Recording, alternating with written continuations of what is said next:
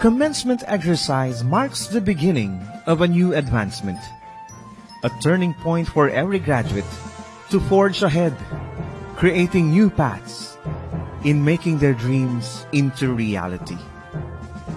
Indeed, the University of Mindanao is cognizant and considers the safety and welfare of their graduating students during these trying times. Hence, a virtual graduation ceremony is held to ensure the well-being of the whole UM community. Ladies and gentlemen, welcome to the commencement exercises of the University of Mindanao.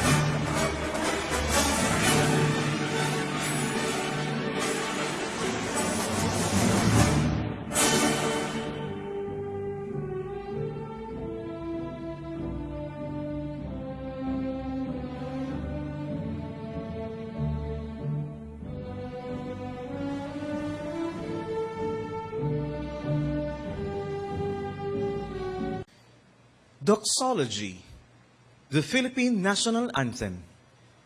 Tayo ay Dabawenyo, in the University of Mindanao hymn. May we request everybody to please sing.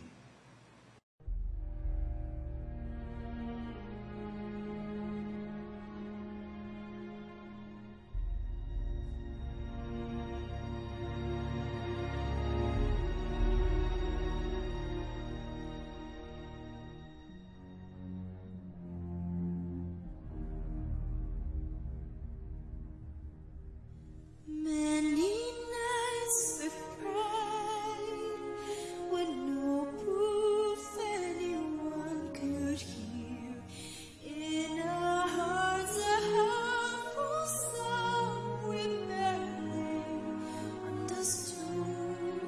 Now we are not afraid, although we know there's much to fear.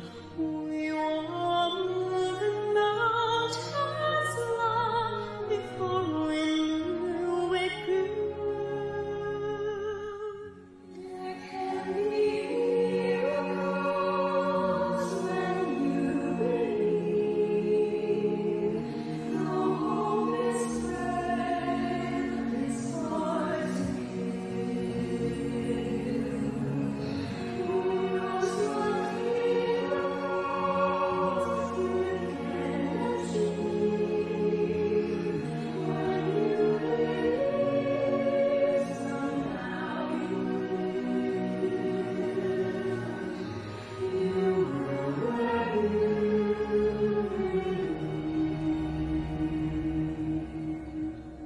in this time of fear when prayer so often proves in vain, hope seems like the summer voices lifting, float away. Yet now I'm standing here, my heart so full I can't explain, seeking faith and speaking words I never thought I'd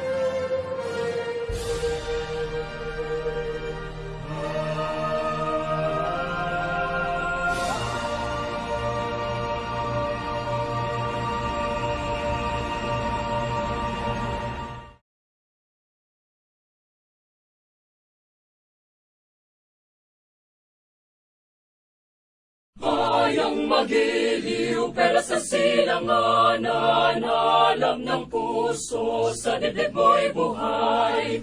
Lupang hinirang, duyan ka ng magiting, sa manlulupig, di ka pasisingil. Sa dagat at bundok, sa simuya, sa langit ng bagha, may dilagang tula at awit sa paglayang minamahal. Ang kisap ng matawat mo'y tagumpay na nagdidingin, ang bituin at araw niyang kailan pa may di magdidilim. Lupa ng araw ng wala di pagsinta, buhay langit sa piling mo. Ang iligaya ng pag may mga api, ang mamatay ng dahil sa'yo.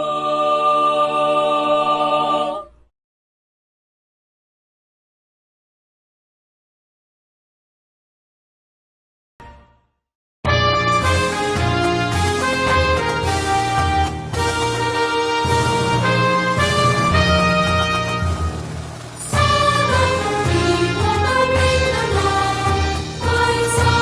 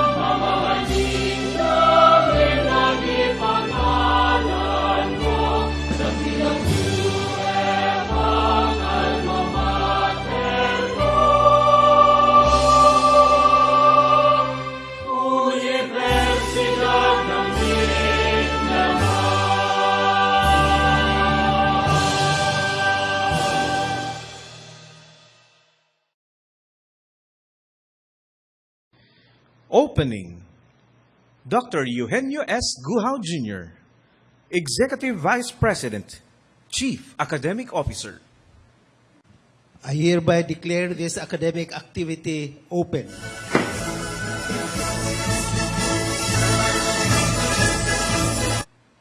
Introduction of the speaker, Dean Charlito L. Canizares, College of Engineering Education. Our speaker is the Regional Director, Department of Environment and Natural Resources, Environmental Management Bureau, Region 11, Davao City. Was born on May 16, 1965 here in Davao City.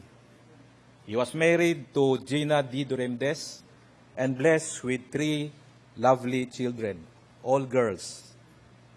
He acquired his bachelor's degree here in our university, Bachelor of Science in Mechanical Engineering. After graduation, he took and passed the Mechanical Engineering Licensure exam. His career started as a plant supervisor in Mechanical Electrical Department of Davao Enterprises Corporation, a private company for the period of 1987 to 1988. He then moved to a government institution in DNR, EMB, and stayed there for 31 years. Here is the career path of Engineer Bulacan under the Environmental Management Bureau. In 1989 to 1992, he was designated as the Pollution Control Technologist. In 1992 to 1999, he was designated as the Area Engineer of the different places, Davao del Sur, Surigao del Sur, Coronadal, South Cotabato. He was appointed as the OIC Chief 1998 to 1999 in AMB Region 11. And in 2000 to 2008, he was again designated as the Area Engineer of Davao Oriental and Davao del Norte. In 2008 to 2011, he was given the chance to become the Provincial Environmental Management Officer in Davao del Norte. And he was the Environmental Management Specialist of EMB Region 11 for the period of 1992 to 2016. In 2016-2020, he was designated again in EMB as the Supervising Environmental Management Specialist. And 2016 to 2018, again, he was assigned in Agusan del Sur as the Provincial Environmental Management Officer. In 2019 to 2020, he was assigned as OIC, Chief Clearance and Permitting Division of Region 11, Davao City. And on December 21, 2020, he was the OIC of and Regional Director of Region 11. And just this year, January 26, 2021, he was awarded as the full-fledged Regional Director of Environmental Management Bureau, Region 11. Ladies and gentlemen, our speaker is Engineer Mario Nahera Bulacan, Professional Mechanical Engineer.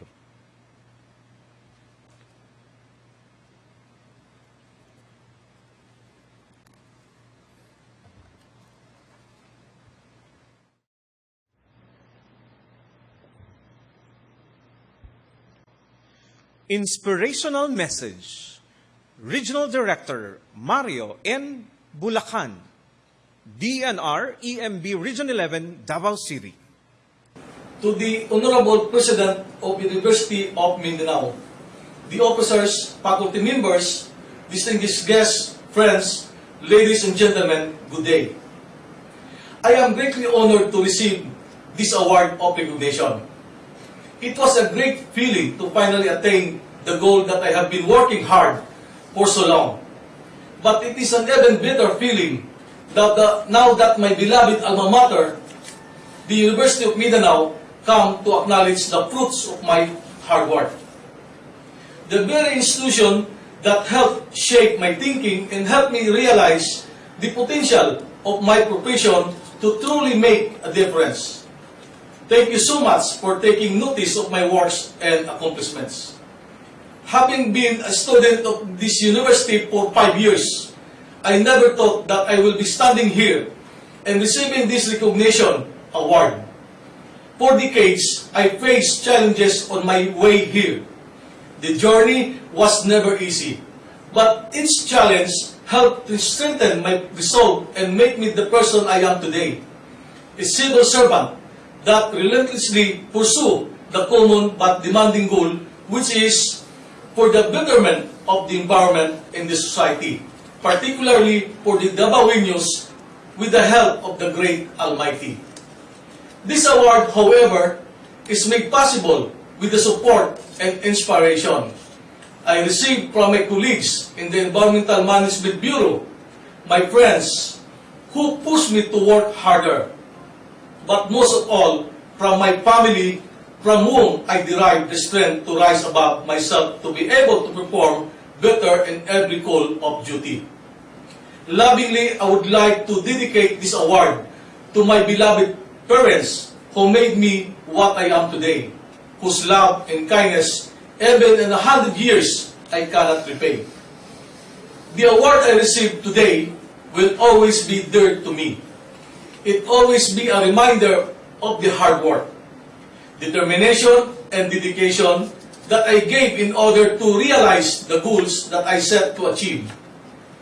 This award will serve as my motivation for further endurance to attain more success. God willing, but most of all, it is my hope that it will also serve as motivation and more so an inspiration to the hardworking millennial who are here with me today and who equally strive for success in the future. On a closing note, I want to encourage everyone to never ever give up on your dreams, even if you are convinced that it's all over. It will never be over unless you want it to be. One true example of this is me, standing right before you. Thank you very much.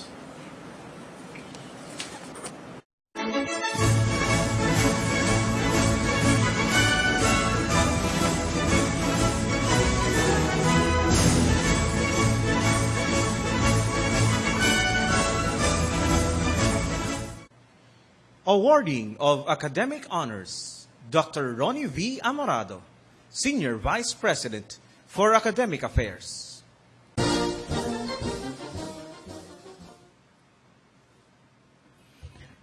Be it known that, and upon the recommendation of the deans and the approval of the president of the university, the following candidates for graduation have been honorably conferred as magna cum laude, and academic excellence of their respective colleges in recognition of their academic achievement and performance, done in the city of Davao this 28th day of April 2021 during the 41st mid-year commencement exercises, signed by the deans, the registrar, and the university president.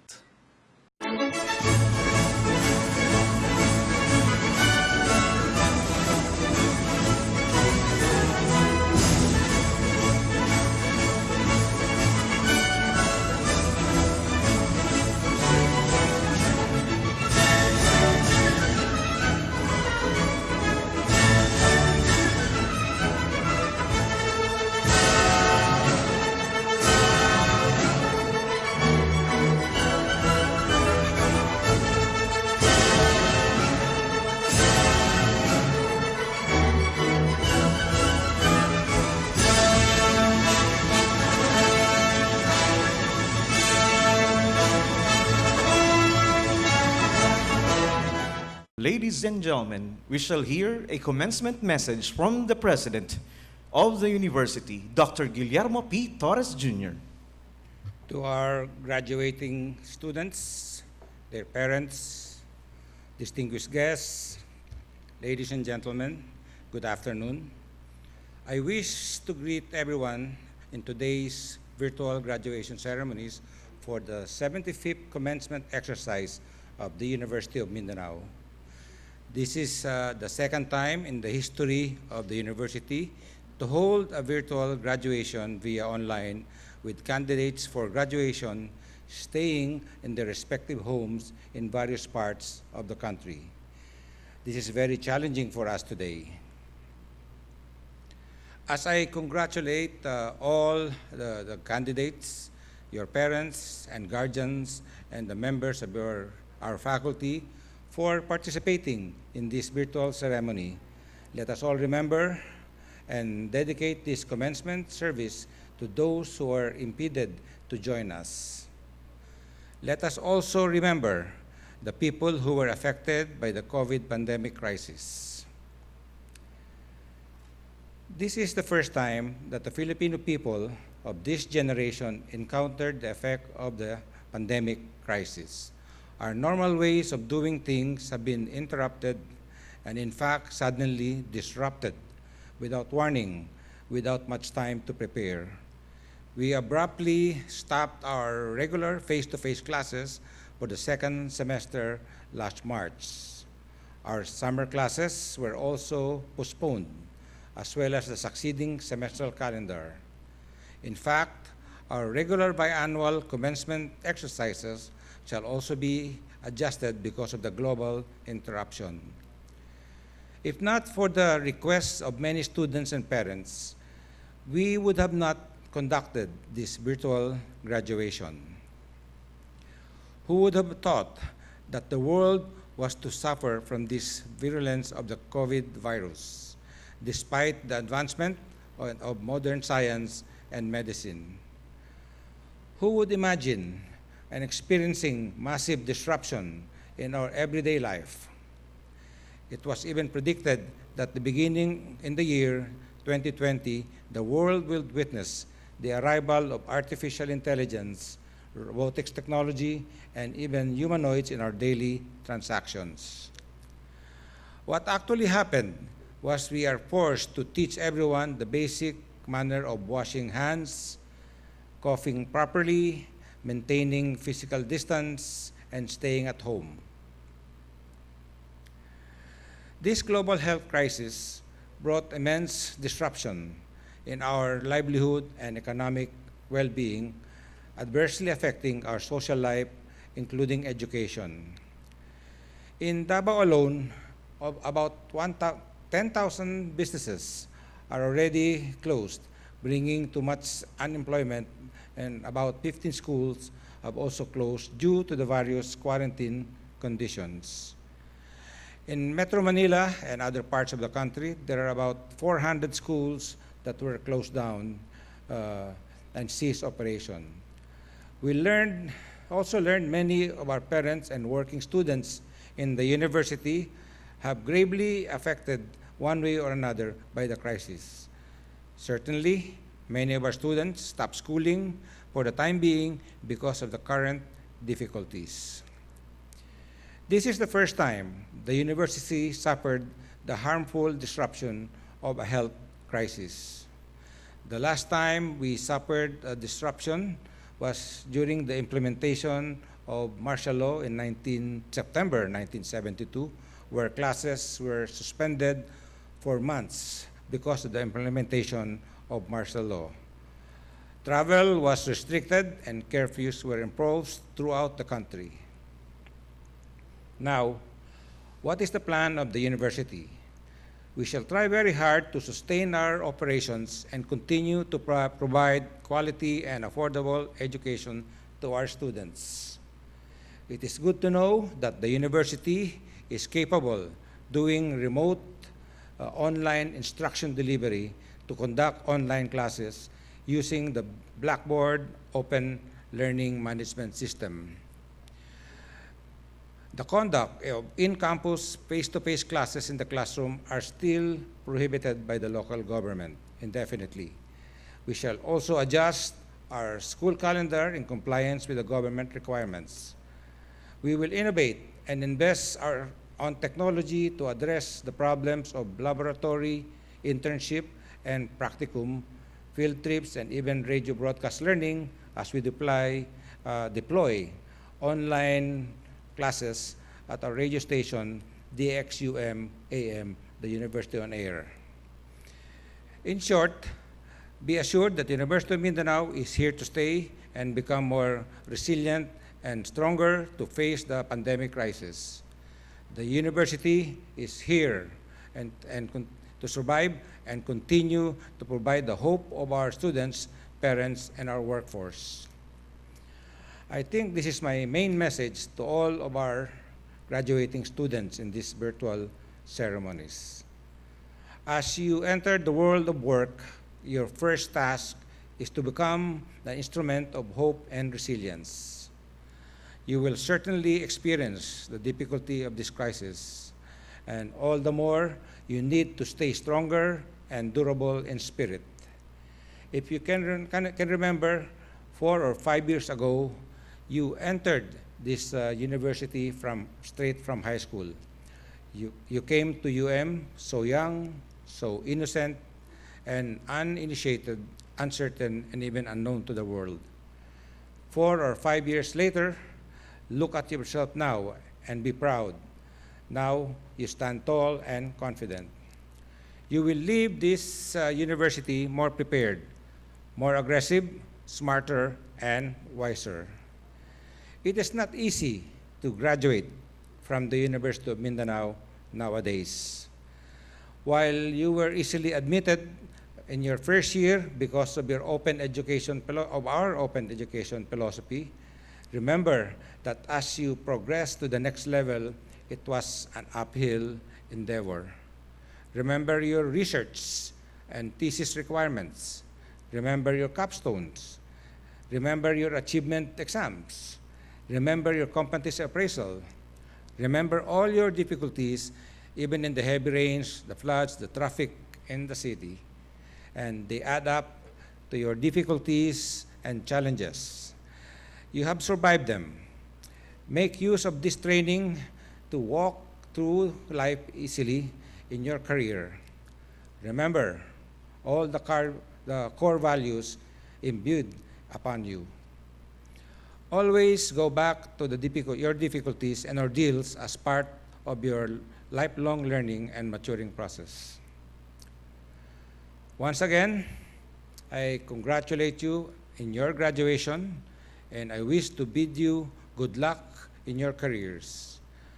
UM gave its fair share of providing you quality and affordable education so that you will have a brighter and promising future. And lastly, I wish to thank your parents, guardians, and benefactors for choosing the University of Mindanao for your education. God bless you all, and congratulations. Thank you. Honor to parents. This part gives importance to the role of parents in the education of their children, the graduates. Reading of citation, Dr. Eugenio S. Guhao Jr., Executive Vice President, Chief Academic Officer.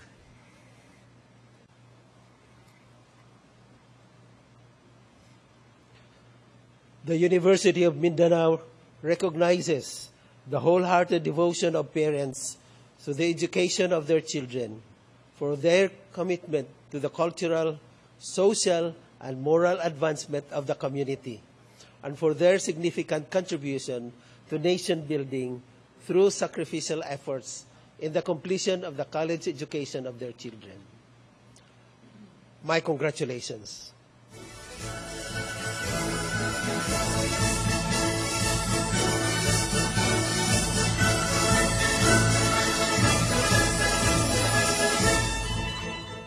Bulak sa pasalamat. Dayan Margaret Nocete Wang, graduating student, Bachelor of Secondary Education, major in English, magna cum laude.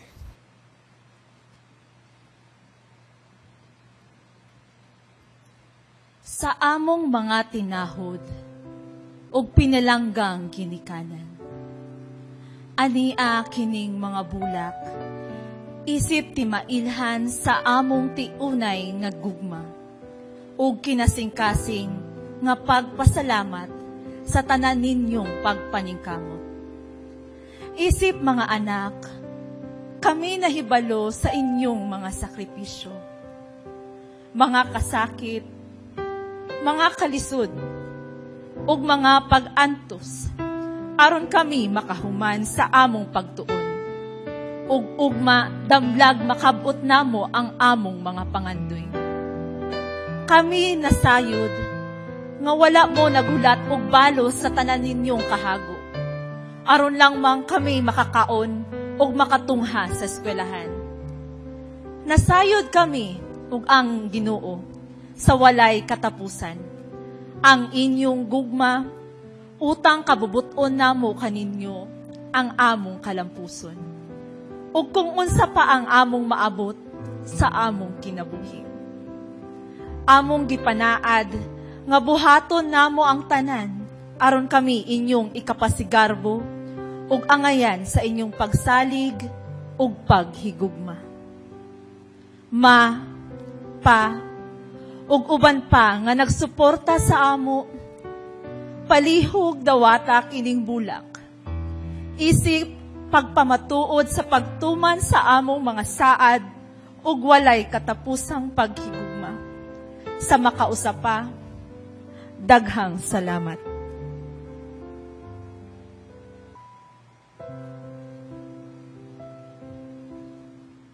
Response of Parents. Anita S. Nocete, Mother. Mga anak, kinasing-kasing namong gidawat ang gasa ninyong bulak. Labaw sa tanan, dili masukod ang among kalipay ug pagpasalamat sa atong buhi nga Ginoo sa inyong nakabot nga kalampusan karong adlaw. Mga anak, buot namo nga inyong mahibaw-an nga ang tibuok ngamong kinabuhi among itagana kaninyo aron lang matagaan kamo og kahuray nga kinabuhi hangtod sa among kamatayon. Kami magpabilin sa inyong kiliran, musuporta sa inyong mga plano, mukatawa uban sa inyong kalipay, muhilak uban sa inyong kasubo, ug andam nga ihatag ang among panahon og kinabuhi, makita lang ang kalipay sa inyong mga nawong ug pagpuyo. Mga anak, daghang salamat sa inyong gipakita nga gugma ug respeto kanamo. Labaw sa tanan, daghang kaayong salamat sa katumanan sa inyong mga saad. Mga anak, palihog, dawata usab kining bulak, simbolo sa among walay katapusang gugma kaninyo. Ang Ginoo padayon nga mogiya kaninyo.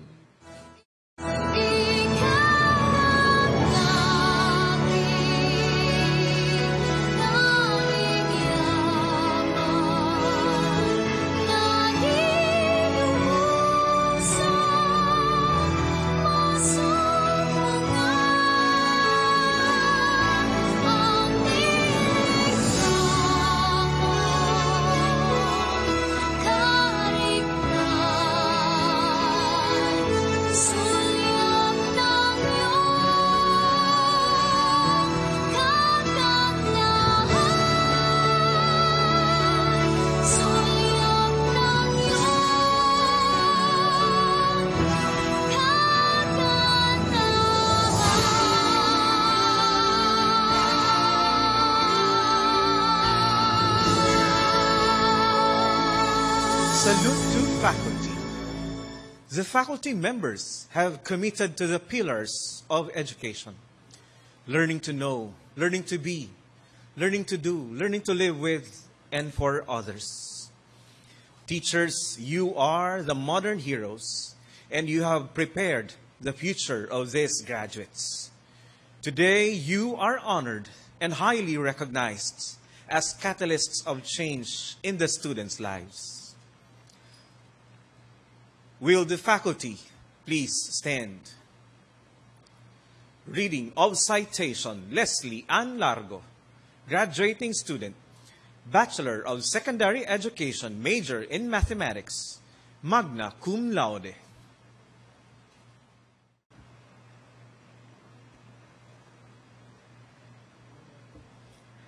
the Board of Trustees, officers of the university, parents, fellow graduating students, ladies and gentlemen, good afternoon. We are blessed today with the opportunity to express our heartfelt gratitude to the faculty of the University of Mindanao, who have untiringly and unselfishly shared to us their wisdom, time, and efforts in helping us achieve our aspirations in life. As we leave the portals of our alma mater, we bid you with the promise of sincere, honest, and excellent performance of the duties and responsibilities that awaits us in the practice of our respective professions. Rest assured that we shall be dignified by the sense of values and discipline you have instilled in us. Fellow graduating students, may we all stand and give our teachers a big round of applause.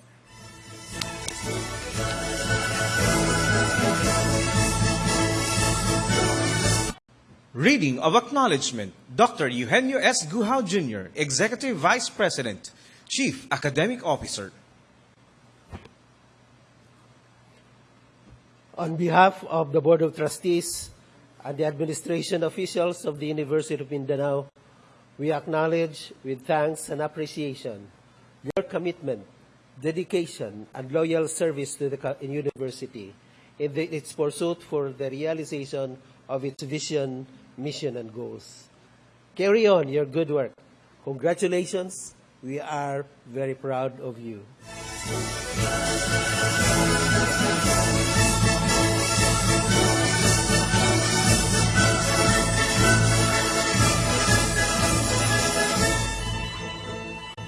Presentation of candidates for graduation, Deans of Colleges. Graduate School, Dean Eugenio S. Guhao Jr. Will the candidates for graduation for the degrees of Doctor of Philosophy in Criminal Justice with specialization in Criminology, Doctor ng Filosofiya sa Pilipino, Master of Arts in Education with concentration in Educational Management, Teaching English, Teaching Mathematics, and Technology and Livelihood Education, Master in Business Administration, Master in Engineering, Major in Mechanical Engineering, Master of Science in Accountancy, and Master of Science in Criminal Justice, please stand and be recognized.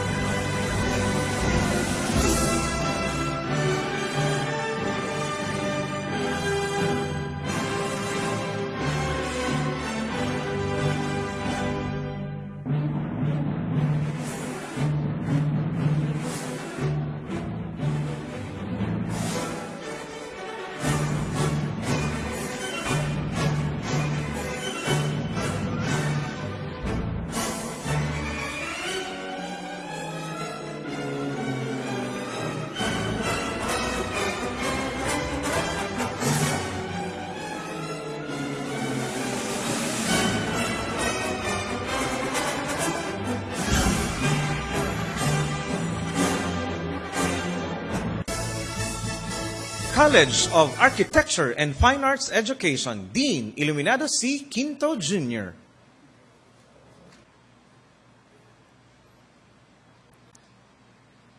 Will the candidates for graduation for the degree of Bachelor of Science in Architecture, and Bachelor of Fine Arts, major in painting, please stand and be recognized.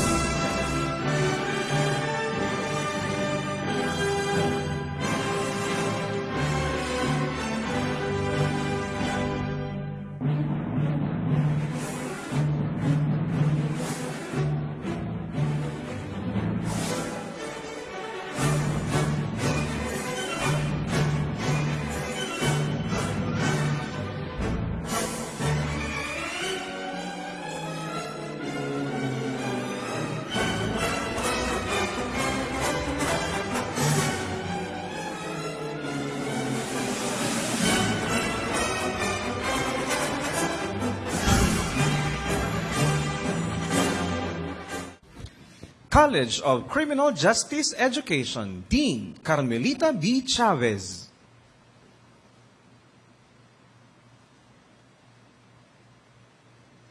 Will the candidates for graduation for the degree of Bachelor of Science in Criminology please stand and be recognized?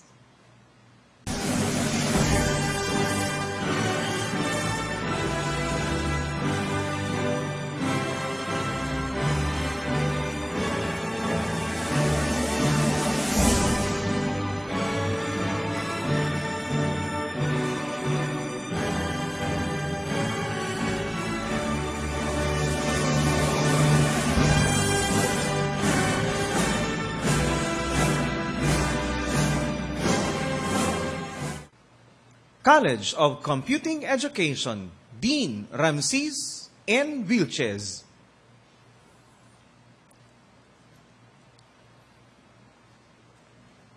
Will the candidates for graduation for the degree of Bachelor of Science in Information Technology please stand and be recognized?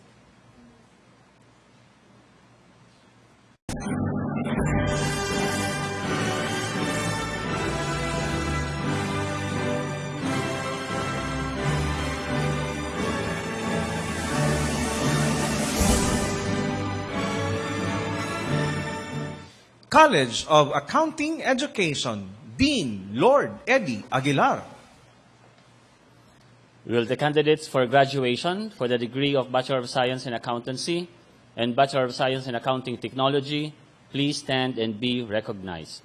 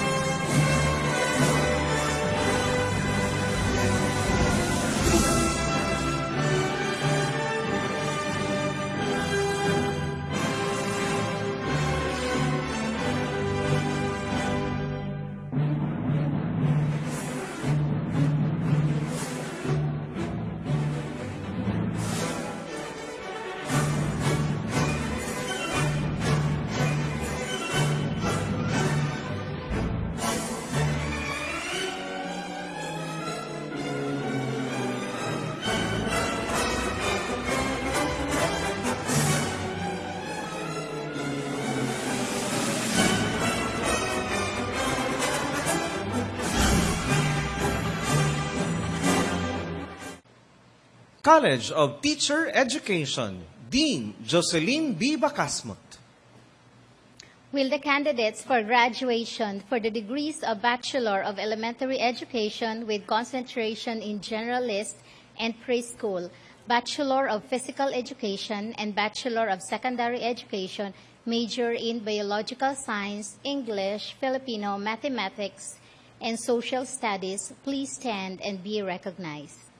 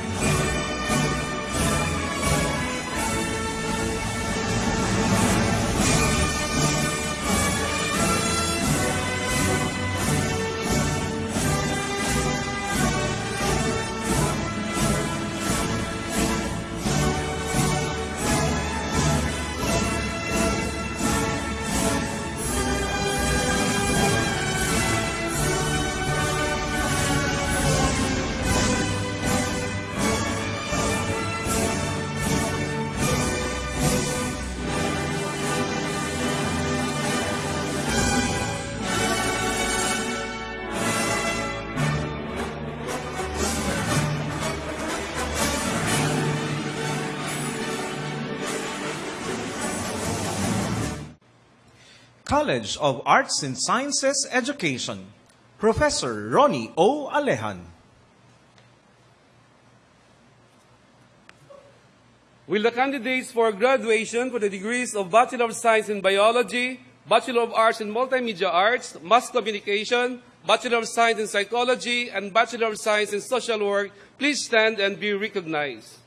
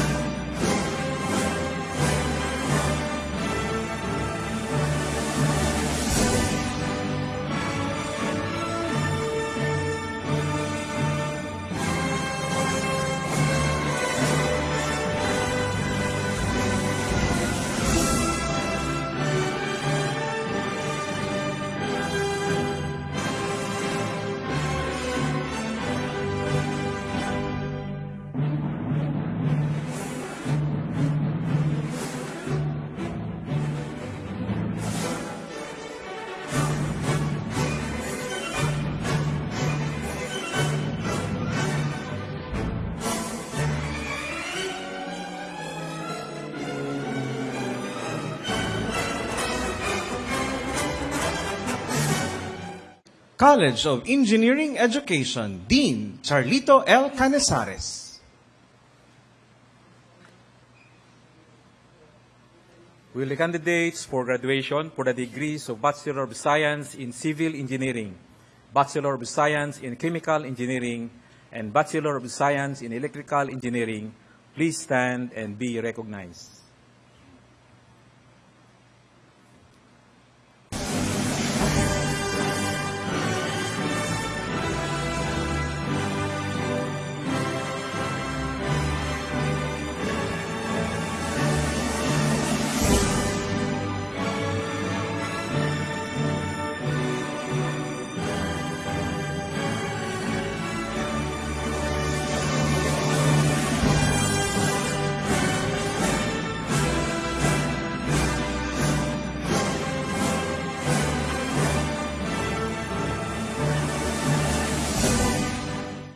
College of Hospitality Education, Dean Florence Cristina Jimenez. Will the candidates for graduation for the degree of Bachelor of Science in Tourism Management please stand and be recognized?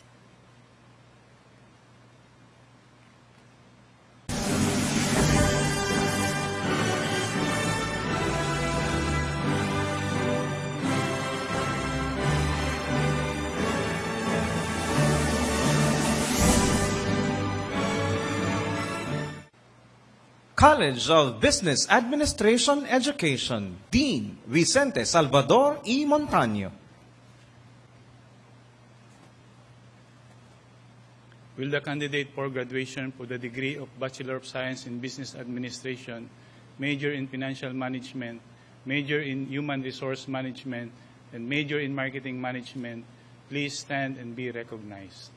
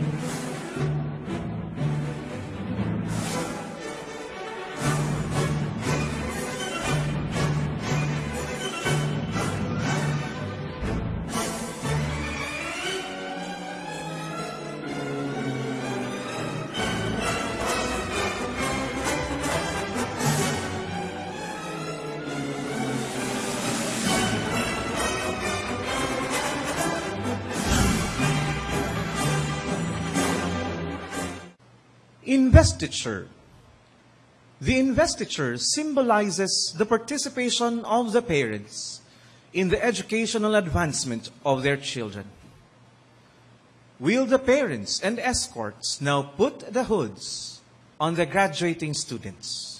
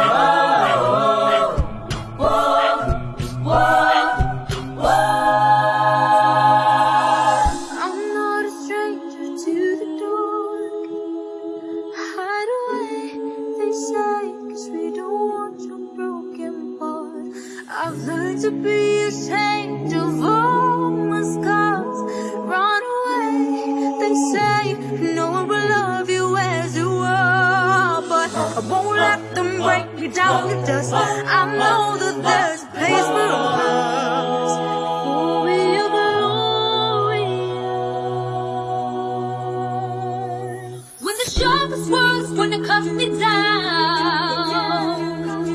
I'm gonna send the flood, gonna drown them out. I am brave, I am bruised, I am who I'm meant to be. This is me, the conquerors, here I go. And I'm marching on to the beat I drum.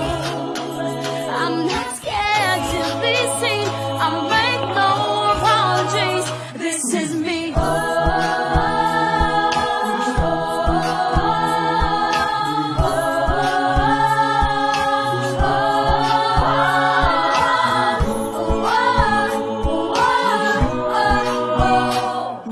Another round of bullets hits my skin. Cause today I won't let the shit sink in. We are those dedicated. We are warriors. That's what we become. I won't let them break me down. I know that there's a place for glorious. With the strongest words wanna cut me down. Gonna stand up, gonna drown them out. I am brave, I am bruised, I am who I'm meant to be. This is me. The doubt is here I go. And I'm marching on to the beat I drum. I'm not scared to be seen. I'll make no apologies. This is me.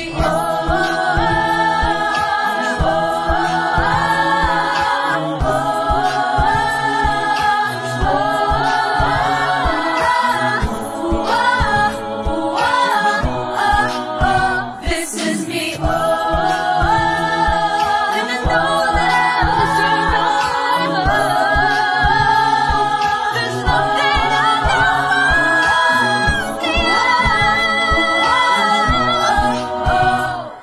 When the sharpest words wanna cut me down, I'm gonna send the flood, gonna drown them out. This is brave, this is bruised, this is who I'm meant to be. This is me. Look out, 'cause here I go. And I'm marching on to the beat I drum. I'm not scared to be seen. I'll make no apologies. This is me.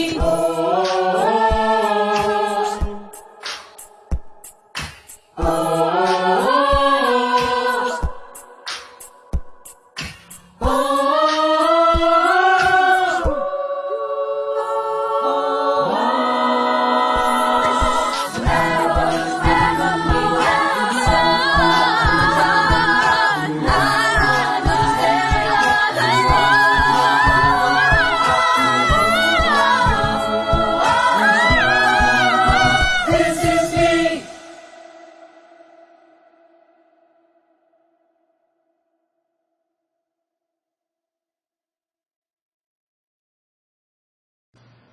Petition for release of credentials.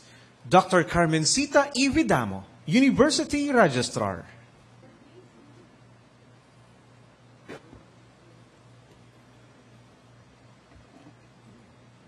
Mr. President, by the authority vested in me as Registrar of the University, I have the honor to present to you the candidates for graduation who have successfully completed the requirements of their corresponding degrees and certificates.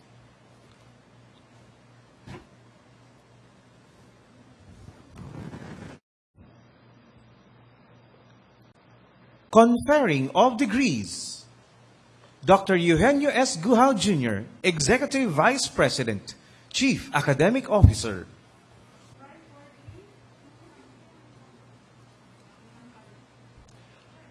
By the authority vested in me by the Chairman, Commission on Higher Education, Republic of the Philippines, and in behalf of the Board of Trustees, I, as Chief Academic Officer of this university, hereby confer upon you the degrees, titles, and certificates to which you are individually entitled, with all the rights, privileges, and responsibilities hereunto appertaining. And now, on behalf of the University of Mindanao, permit me to extend to you individually my sincerest congratulations. May God, in His infinite wisdom, share with you His bounty and grant you success, health, and happiness.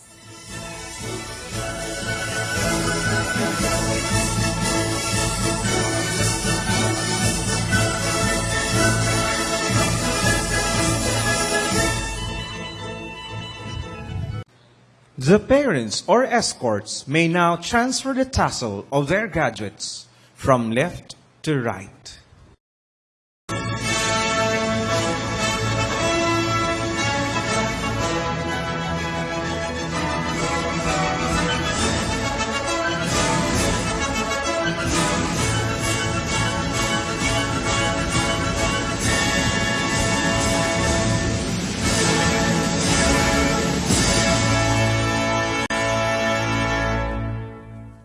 Oath of Loyalty. Executive Vice President Edgardo O. Castillo, Chief Information Officer.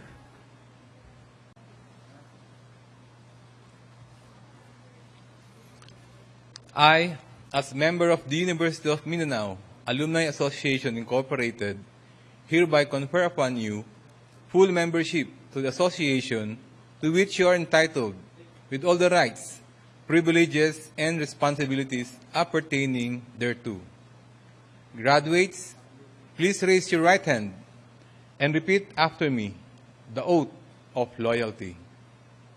To my alma mater, the University of Mindanao, I give my solemn pledge that I shall dedicate all my trainings, skills, and knowledge to humanity, that in the exercise of my calling, I shall cherish and uphold the spirit of honest and unselfish service, that in my relation with my fellow men, I shall make truth, justice, and goodwill my guiding principles.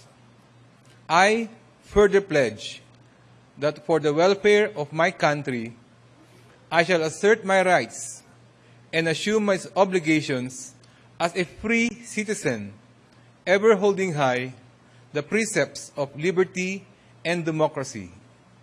Above all, I pledge that I will strive at all times to live an abundant life to the honor and glory of my alma mater, my home, my country, and God. So help me God.